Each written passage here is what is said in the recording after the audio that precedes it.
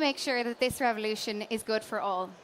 In collaboration with the Markle Foundation and in conversation with Edward Isaac Dovere of POLITICO, please give a warm welcome to Zoe Baird, President of the Markle Foundation, Sangheon Lee, Research Director of the International Labour Organization,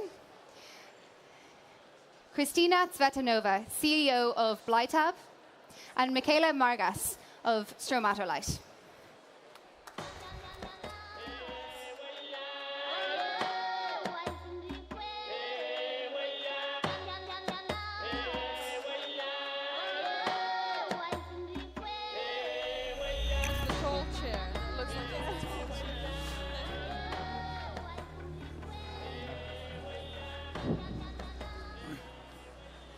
All right.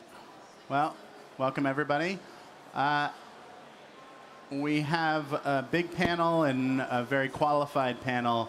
So I feel like to start things off, what we should do is just ask the question in brief that this panel is asking. Can tech solve the workplace problems it's created? Just like in a one sentence. What do you think? Yes or no? And then we'll delve into that. And start on the end, Zoe, and then we'll work our way down. Is this an impossible question? Is it something that could actually be done to help solve the problems? Yes, I actually think that tech can contribute mightily to solving the problem, and I'm happy to jump into that when you're ready. Are you optimistic as well? I'm half optimistic, actually. Okay. So actually, the technology certainly can help lots of problems at the workplace. But at the same time, technology itself creates its own problem at the workplace. So how to manage the technology will have the profound difference at the workplace. Okay. Michela, optimist, half optimist, pessimist? I don't think that tech is causing a problem, or I don't think that we do have a problem in the way that it's been framed. So I think there's kind of probably a way to kind of backtrack on this and saying what is the nature of work in today's world. So I think that the reason why tech is particularly interesting in this context is because it creates new kinds of affordances in today's day and age, and new types of work are created. So I think we need to define what work means in this context. Kristina? Being a tech entrepreneur and, being so involved in business innovation, I truly believe that innovation and technology can solve the problems related with workforce and technology currently. So I'm a political journalist. I like to start things with voting. So we've got 2 yes votes, 1 half vote, and 1. It's not really the right question. I like to dig deeper. But I guess the point that you're making is one that I've wondered about, is whether it's even possible with these issues and with all of the other things that get wrapped up in the conversation about politics and thinking all of the questions here. Can we have a real discussion about what this even means, to what work is at this point, and how to grapple with it? Why don't we kick that off with you, and then everybody jump in here. Okay. I've asked for it, haven't I? You have. Well, the thing is, if we think of work in the way we used to think of work, where the technology was different and when our tools of operation or tools of production were different, and we're now trying to fix it with new tools, we're actually consolidating 2 things that are not really to be consolidated. What we really need to look at are what are the new affordances that technology gives us in terms of creating new types of occupations and new types of work practices and methodologies. And what is the nature of work, and what is the ethos behind it? If we start from the right kind of ethical questions, and if we look at what are the conditions that enable us to work really efficiently and in an agile way in today's world, we will start reconstructing all the guidelines on how work practices are structured and how an organization is structured and all the rest of that. So I don't think we can situate this conversation in the old model of what a company is or how work is structured. I think we really need to look at the structure of work changing in itself. Zoe? Yeah, I think that we can't look at the problem without recognizing the urgency of the need for solutions. That in the long term, you're probably right, but people are really hurting now. Technology has very substantially disrupted work, has enabled a great deal of disruption in the marketplace, and people haven't had the opportunity for the income growth that they've needed and have seen in prior years. And it's really put our very democracies at risk that people feel that disenfranchised from the digital economy. It's unfortunate, though, because we're just lagging in solutions that are more immediate. And so when I look at you, I think, can you contribute to some of these immediate solutions that are needed? In the U.S., we have 6 million unfilled jobs. The problem isn't one of demand, it's one of supply. We don't have the skilled workforce to take those jobs on. So I would propose that what we should really be focused on is a second wave of digital technology disruption, and that disruption should be very targeted on the immediate needs of understanding what the skills are for those jobs, using AI to coach people so that they can find their way into those jobs and understand the skills they have. There's a whole range of things we could talk about that can be done very immediately. And I think the problems are urgent not only for individuals, but they're urgent for tech companies, because to go back to your reference to the policy environment, which I also live in, as well as the tech environment, there's an increasing public antipathy to technology and technology companies. There was a recent Pew poll that said that 76% of Americans believe that the income divide between the rich and the poor was going to get even more radical because of automation, and many of those people believe that there ought to be policy regulations that would prevent automation that took away jobs. So I think there's an urgency that we can't lose sight of as we're thinking about the technology solutions. Sangheon, is there something that can be done in a 5-year window, in a 10-year window? Is this just that everybody looks at this problem and gets sort of paralyzed by it and doesn't know what to do? I think we can do. But the first thing, as you actually Joe pointed out, we have to really recognize the urgency of action here. So there are two important backgrounds against this. The first one is that the public anxiety of technological changes has much to do with the recent economic crisis. So this actually came after lots of people actually experienced the massive unemployment. So they have a good reason to be worried about the technological changes. This is something which is quite different from the previous wave of technological changes. The second is that the first actually public debate on technology changes about all kind of pessimistic prediction about the job losses, which is now getting a bit balanced now with a more optimistic scenario coming up. But in between, we really haven't had a good policy discussion about what we can do about the technologies. How can we make technology work for the whole society? That debate has just started. So if we can do it much better, probably we can give at least some alleviate the public anxiety about the technological changes. This is a very important political exercise as well, I think. Yeah, Kristina, what would you do about that? As from your standpoint, at a company, trying to figure out not only what your business interests are, but how to grapple with this larger question. Is there something that can be done to alleviate the fear, alleviate the anxiety in the immediate?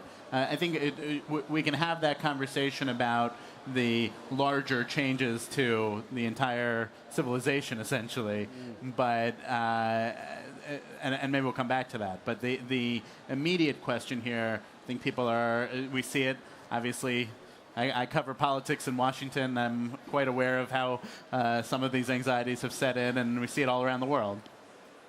Talking from the perspective of the business and being a big entrepreneur involved in the innovation area, I would say that there is an action plan you can follow in your company in order to focus on the emergency, exactly on how to retain a lot of people in your company. And first of all, you have to accept that technology will make possible a lot of people not only to retain and lay off, but also a lot of people to stay in your company. The first thing is upskilling and educating people. I strongly believe that we have to step one step further in terms of educating people, young people, at schools and universities. But how do you do that from beyond the conversation, this should be done? How do you do that company by company so that everybody is maybe grappling with it themselves? The first thing is, in my company, actually, we developed the first tablet for blind and visually impaired people. And there we talk with people with or without vision, how they can use voice recognition, how they can use object recognition, how they can use AI in their everyday life. And when they realize that there is something I can use in order to improve my tech education, this means that there is also another thing I can do in my job. So really seeing opportunities in the tech and not only as a challenge and be afraid of not using it. Michela, I feel like we should turn it back to you. Everybody's said.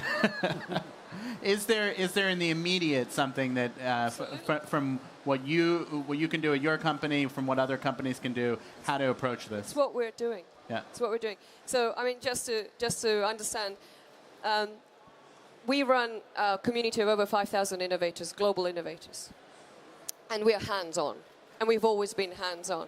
So when it comes to kind of addressing some of these challenges, this is exactly what we do. But we come first from a standpoint of there's an ethical and a moral stance.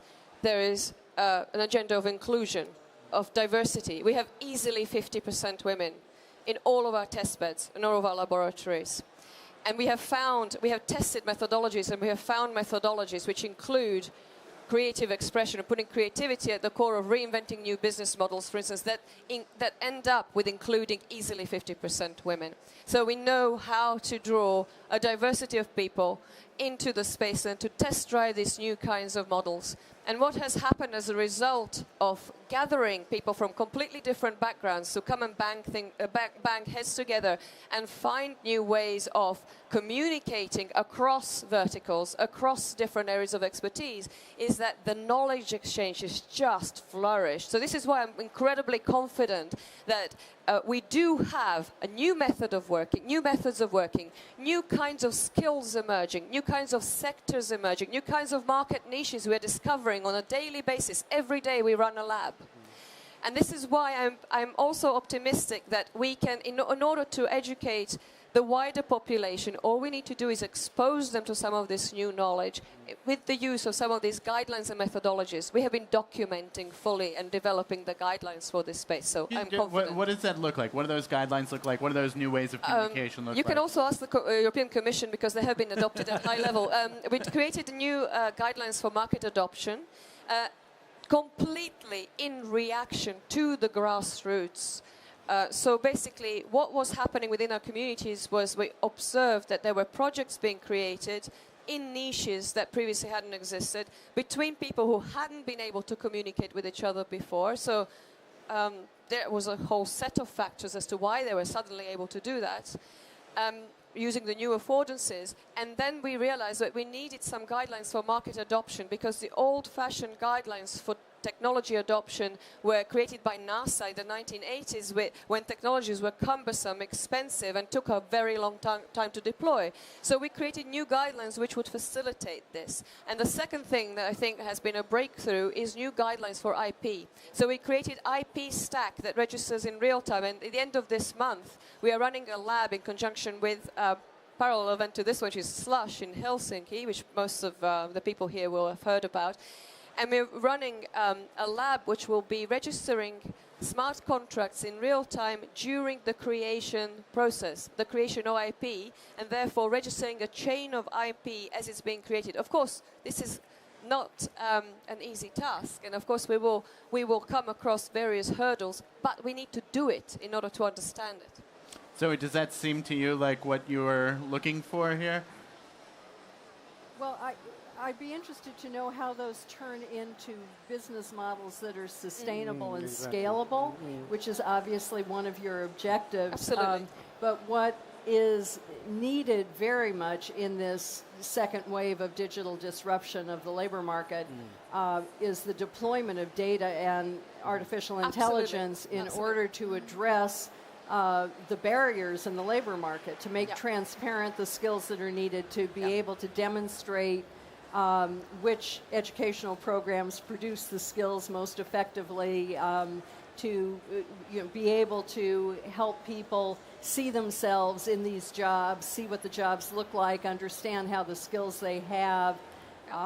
Like we have a whole series of these examples, but a FedEx truck driver actually has a lot of digital economy skills, and with 1 to 2 semesters of community college can get into a comparably paying IT track job and have a whole new career with income growth. We need to use the kinds of things you're talking about and the investment of digital economy companies to really ramp up the deployment of the assets they use every day for their businesses in order to disrupt the labor market. Sangheon, you were going to jump in. I think I just want to add a bit of the more macro level of the policy environment to actually facilitate all the changes actually Joe and Michela actually described. One is that if you look at the last 10 years, somehow it is very clear the technological changes somehow contributes to the widening inequality. So that's why people see this new wave technology change will result in the same result. That's something they do not necessarily want at the moment. So we have to somehow demonstrate, if we manage this process very well, this actually new wave of technology changes actually contribute to benefit everybody wider in the society. In relation, relating to that is that we are now talking about the lifelong learning for the future world right now, right? That's very important, and everybody on the same page on that issues. But what needs to be sorted out right now is who's going to finance it. Lifelong learning is a great idea, but it's also a very costly process. It is not clear yet actually who's going to cover all the costs involved in the process. So I think the policymakers and all civil society and business and the workers, trade and all sit together to figure out what is the best way of sharing the burden together to actually make it happen. That's an important debate we have to start. And that seems to bring up the question of what the role of government is in this, right? And that's complicated because it's all the different governments. So you were mentioning the guidelines that the European Commission has adopted. I'm curious from a business standpoint, what you would like to see government doing, and then we'll jump in everybody else talking about it. But you're looking at it from your company. I think currently when we talk about Europe especially and European Commission, I believe that there is a trend supporting innovation and technology. And especially when we talk about AI, when we talk about even inclusive tech, we received support in terms of not only promoting inclusion when we talk about people with impairments, or when we talk about inclusive society, when we talk about female entrepreneurs in our community. So I believe the first thing is supporting initiatives, supporting innovative practices. But how would you have government do that? For example, I'm European Innovator Under 30, which is initiative of the European Commission Innovation and Research. And what they're doing, they're supporting not only myself as an innovator, but they're also supporting all of the innovators in the community we have in order to stimulate having more female entrepreneurs within Europe. So this means they're supporting their community not only in cash awards, they're supporting in terms of promoting, and this is something that not the US, not Asia, nobody is doing it. So this is something that other countries and communities have taken advantage of. Do you finish your thought? Sorry.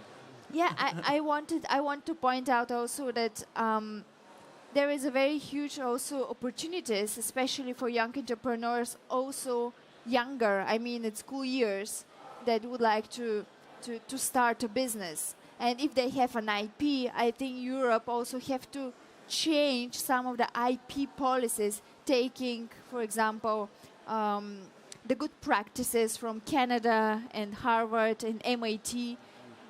What I mean here is researchers there are the innovators, and every IP created there can be used almost 100% as part of the spin-off. So this is something we have to look at here in Europe in order to boost entrepreneurship and technology.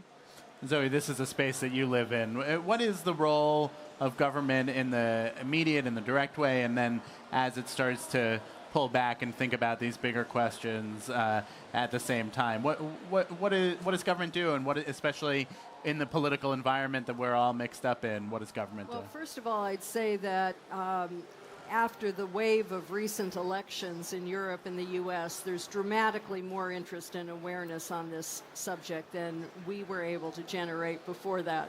So the governments at all levels in all countries really are looking at this question.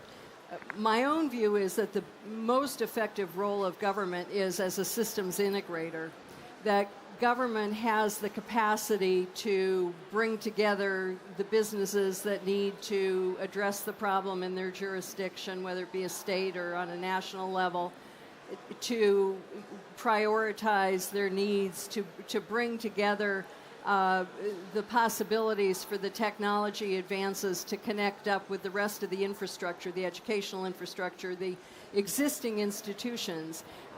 The institutions will change radically over time, but we're not going to meet people's needs quickly enough if what we're focused on by government is changing how we fund education or changing how we fund, the workforce centers. Those things will happen, but we're doing this on the ground, starting in Colorado and now moving to other states. Microsoft and LinkedIn are big partners of ours, and what we're doing is really creating the effectiveness for a variety of independent programs, plus breaking down barriers with technology tools in the way I was talking about, so that you can actually scale rapidly and affect a lot of people very quickly.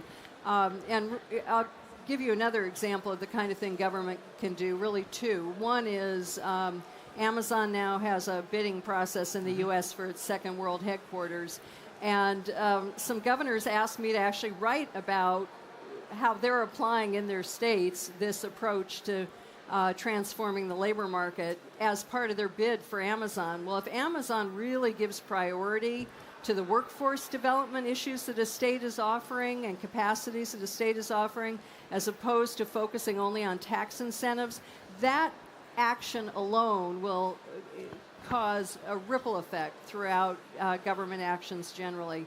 And then the other thing Presuming, though, that other companies would do the same, or you think just by Amazon doing it, given the size? I think market leadership is so important in business. I know from my own experience at GE or at Aetna, where I worked before, market leadership is so important in business that others will follow. And that is a very big market leadership role that Amazon can play.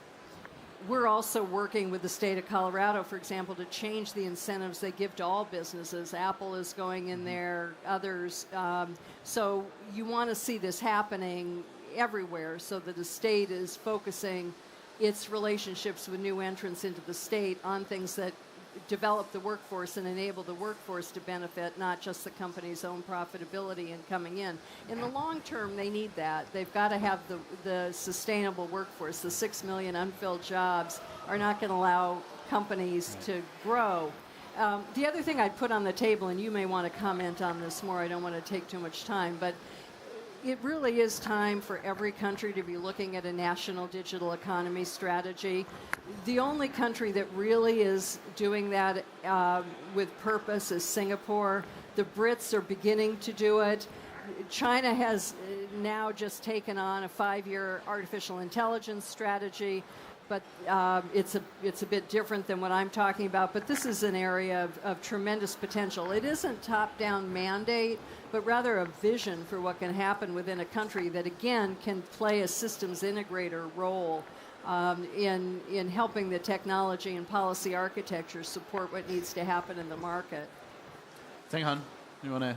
I think I just build on what actually Joy already said. This actually technological changes, especially particularly this current wave of technological changes, has tremendous positive externalities. So it has a lot of spillover effects. So there is a good reason for the government to strategize how to go about this. So as actually Joanne mentions, the it's very important for the government to develop a clear vision and strategy and to show the leadership. The leadership can be demonstrated in many different ways. First, the resource mobilization and strategic use of the resource allocation. We need a very clear strategy. Right now, when it comes to digital economy, as you can see, lots of tensions between different departments within the government. Sometimes you never know what's going to happen in the future. So that is something the government will have to work on very quickly. Second is also the government can facilitate different dialogue between different views and workers and employers and business and all different stakeholders. That's very, very important. That's where we have a bit of the difficult, challenging situation right now. If you look at the whole situation, it's certain we need a very strong government. I'm not saying interfering in the market, but strong government with a clear vision and leadership. But paradoxically, we are living in the world where the governments are relatively weak, remain weak. Unless we actually restore the capacity or leadership of those governments in tackling this digital economy, probably we may have to pay a lot, in terms of the political and social cost, because everything should be sorted out by individuals, companies and workers, without any clear facilitating support from the government. I really hope that the government actually more put forward and then to take action in that respect. Well, Michela, maybe you can start off on this. Zoe, you mentioned Singapore as having a digital strategy. Are there countries that are doing this well? Are there governments that are really doing this well anywhere? And what are they doing that makes it doing it well? And then are there companies, and maybe we'll talk about some of the bigger companies here, that are like truly doing, in your mind, what needs to be done here? Many. I happen to advise the G7 leaders on AI and innovation directly from the grassroots. And they are very interested. And just to answer the comment about sustainability and data management, we are, of course, very aware of this. So for that very reason, together with some of the largest organizations around, largest companies, we have founded something called the Industry Commons for data. And so our community now benefits of a toolkit of diverse set of data, of the layer of open innovation that those companies are willing to deploy to those communities who are closer to new markets and who are able to experiment closer to new market possibilities. That disperses the risk that they were facing when they need to go into new markets or when they need to face disruptive innovation. At the same time, it takes their IP through the value chain into new directions for them. Hence, sustainability. So there is a system that we are now testing, and we are, as I say, supporting it with smart contracts, so we can get background IP, transfer IP, and a stack of IP that's registered during this value chain. And this is a model that now first has been looked at by the European Commission at very high level, and has united 3 DGs, as in Directorate Generals in the European Commission, over a working group now that looks into this model and looks at the efficiency of it. And of course now we're porting it into the G7. So yes, people are very interested in supporting such new models and finding the real solutions. And I'm very, very positive that some good things are going to come out of this. Yeah. It's more optimism than you had at the beginning, I guess. Yeah. So beyond Singapore, where are you seeing what's happening on the government level work already as it should? In the U.S., most effectively at the state level. The governors are really trying to step up to this. But I think outside of the U.S., as I say, the U.K. is very focused on this and has a lot of talent, and the Chinese are very focused on it. Other countries are finding it more difficult to develop national level strategies. Some of you who are from other parts of the world could speak to that better than I can. There are lots of good ideas. In Germany, they're having difficulty getting consensus around new ideas to pass legislation. So, there's a lot of interest, but the real capacity to develop a national level strategy on just about anything is defeating everybody right now. But this is one where whichever countries can do that are going to have a tremendous advantage because the investments will follow the strategy. I mean, for example, I could give you so many laws in the U.S. that need to change or in other countries. There is no lifelong investment in training. We need to get companies back into doing that through very low-cost tax incentives. We need to get individuals the access to loans and other financial resources to get training at 55 that they now believe is only available to them until they're 25. So there's a lot of changes. Some of it would be easy to achieve because it's a movement of dollars. We've been in the U.S. for decades telling everyone that you have to get a college diploma in order to succeed, and for decades that hasn't worked for 70% of our population.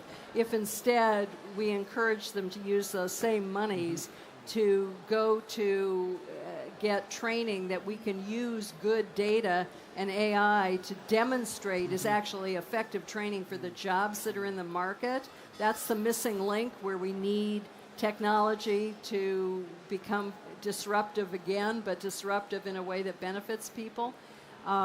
With that missing link filled, then we can put those vast resources that go into education, but target them toward the kinds of things that will help people get the skills they need over and over again throughout their lifetime. And people are ready for this. I mean, we did a poll in the U.S. in October with Pew, and it showed that 87% of Americans believe that they need to get training throughout the course of their lifetime to compete.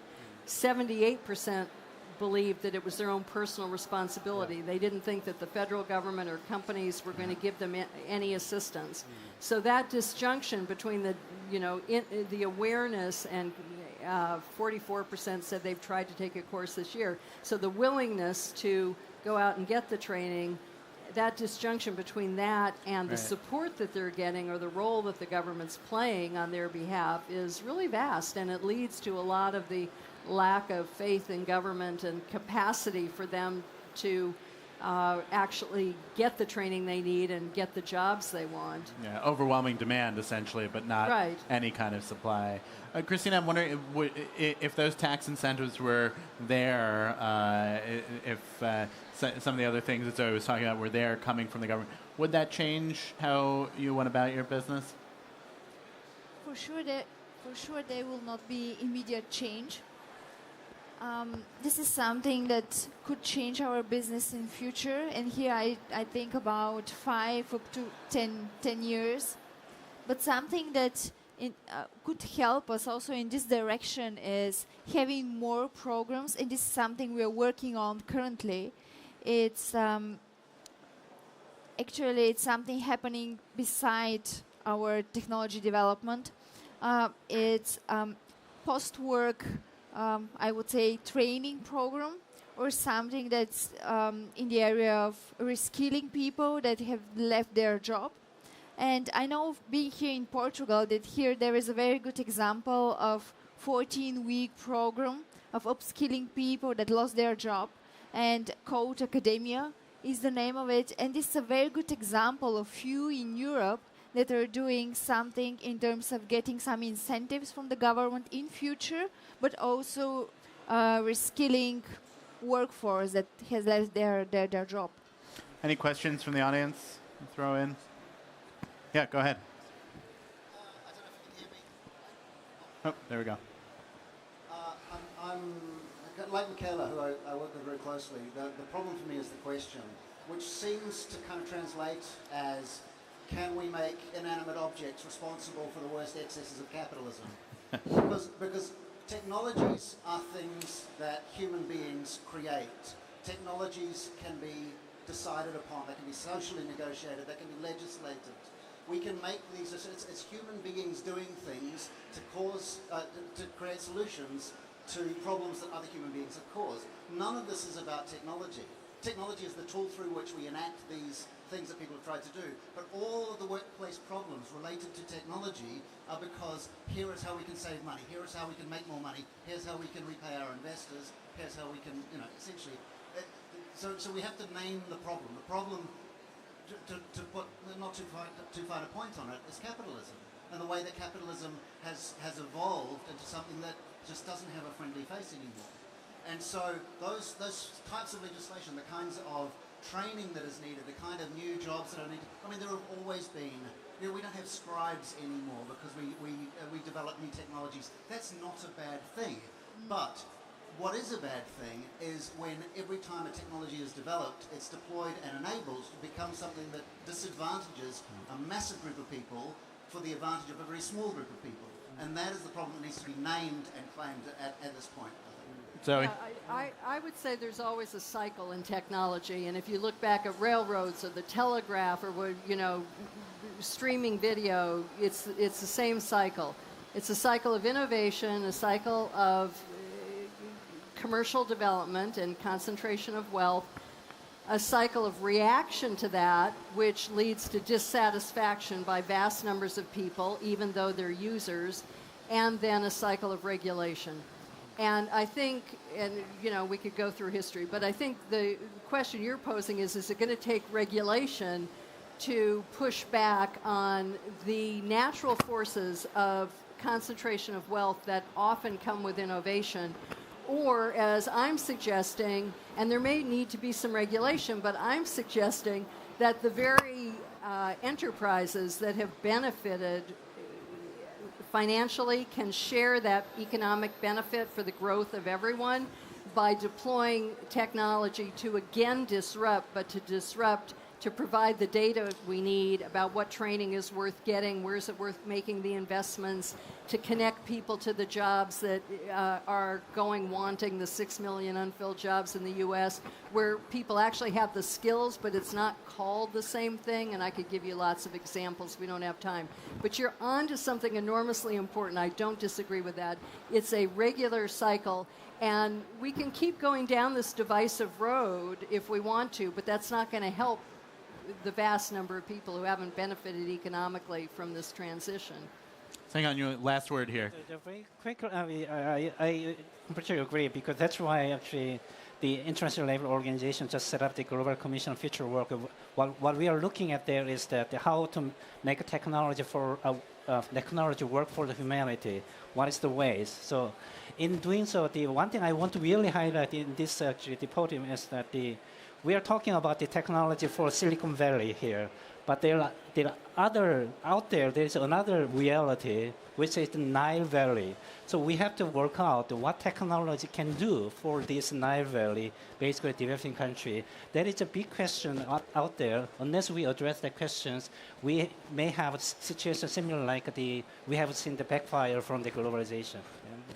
That was almost exactly on time, so it was perfect.